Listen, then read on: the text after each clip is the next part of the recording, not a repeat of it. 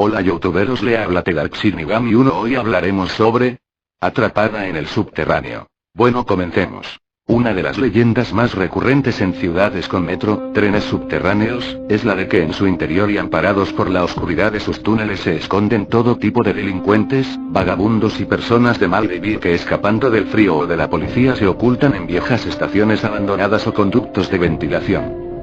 Paula había bebido más de la cuenta, por lo que aquella noche regresaría temprano a casa. Se sentía bastante mal y muy mareada, pero como era relativamente temprano decidió que en lugar de gastarse su dinero en un taxi, como hacía habitualmente cuando regresaba de la discoteca, aprovecharía que el metro aún seguía abierto para ahorrarse unos cuantos euros.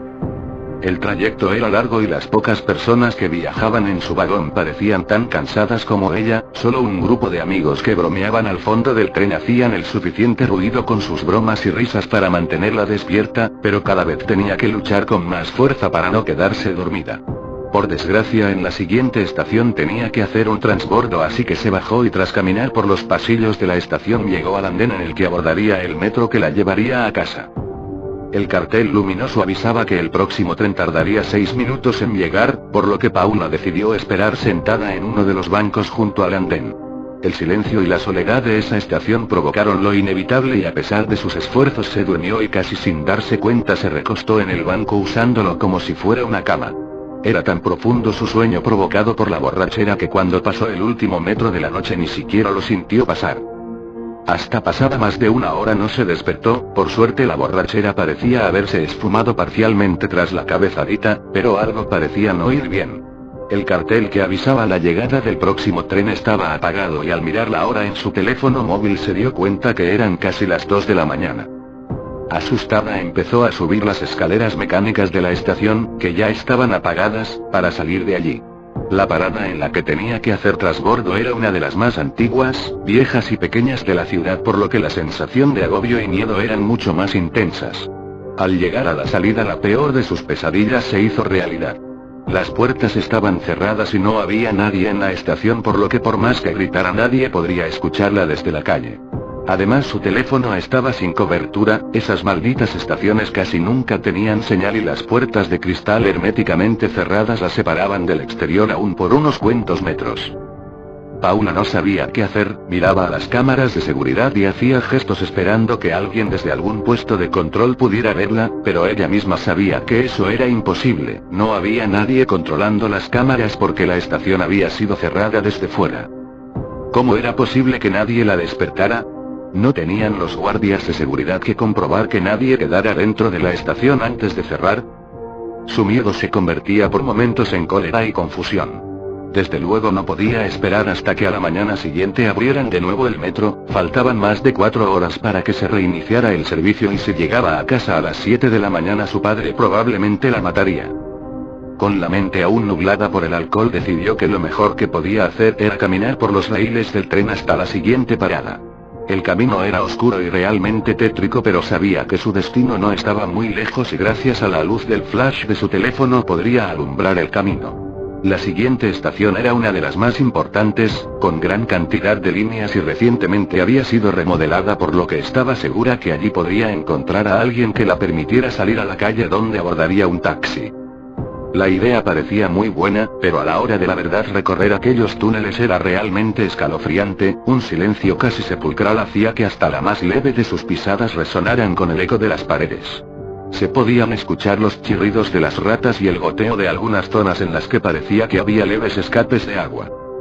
Sus pasos eran cortos y se detenía a menudo a escuchar porque sentía como si alguien la observara desde la oscuridad. El miedo la invadía y paralizaba por momentos, pero ya era demasiado tarde para volverse atrás. Debía estar casi a mitad de camino cuando unas voces la alertaron. Por un momento pensó en gritar para que supieran que estaba allí, pero decidió ser cauta y apagar la luz de su teléfono mientras se escondía en un estrecho pasillo que había en un lateral del túnel.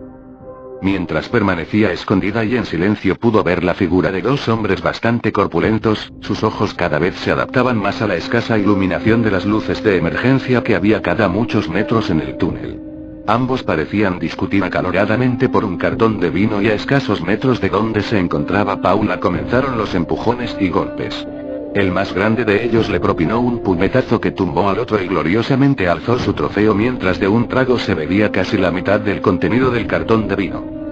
El más pequeño enfurecido sacó un cuchillo de la espalda y se lo clavó repetidamente en el cuello a su rival, realmente se ensañó con su cadáver y a pesar de la poca luz Paula pudo ver con claridad cómo tenía toda la cara manchada de sangre. Recogió el poco vino que quedaba y se lo tomó de un trago. Paula estaba temblando del miedo, no se atrevía ni a respirar y desde luego mucho menos a moverse. Si estaba lo suficientemente quieta tal vez el vagabundo asesino se iría de allí sin verla. Pero la casualidad no se quiso aliar con ella y justo cuando el asesino se daba la vuelta para marcharse del lugar la batería de su teléfono la delató.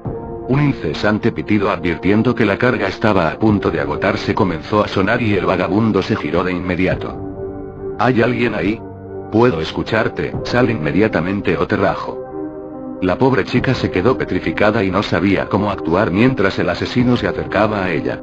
Por instinto decidió tirarle el teléfono con tan mala puntería que este pasó por encima del vagabundo y golpeó la pared del fondo. Él, que todavía no había visto a la chica, escuchó un ruido a sus espaldas y se giró, momento que aprovechó Paula para salir de la oscuridad y empujarle a la vez que salía corriendo. El vagabundo enfureció de tal manera que no dejaba de gritar e insultar a Paula, se levantó y comenzó a perseguirla por los túneles.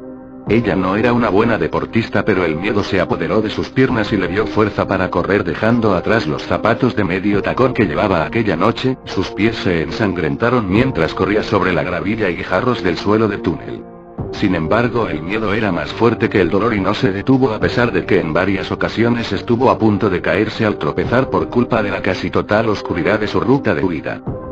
Al llegar a la estación Paula ya había logrado sacar unos cuantos metros a su perseguidor y subió al andén para adentrarse en los pasillos que la llevaban a la salida del metro. A sus piernas empezaban a fallarle las fuerzas pero no se podía parar a descansar así que casi extenuada subió el último tramo de escaleras. Lo que vio allí la heló la sangre, la estación estaba al igual que la anterior cerrada y no parecía haber nadie, comenzó a gritar desesperada, a gesticular a las cámaras y golpear las puertas. Pero su perseguidor que conocía a la perfección los horarios y hábitos de los trabajadores del metro ya había subido la escalera y la había cortado toda posible ruta de escape.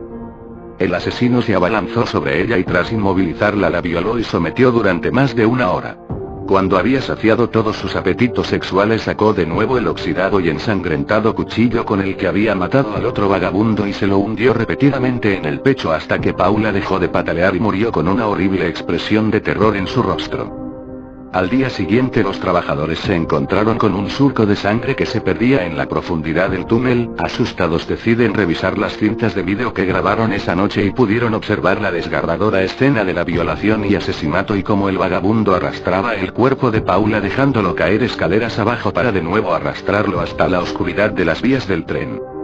La policía localizó los dos cuerpos pero no encontraron ni rastro del asesino, del cual se dice que todavía utiliza los túneles del subterráneo para esconderse de noche. Jajajaja xd. Bueno, eso es todo por hoy, hasta mañana.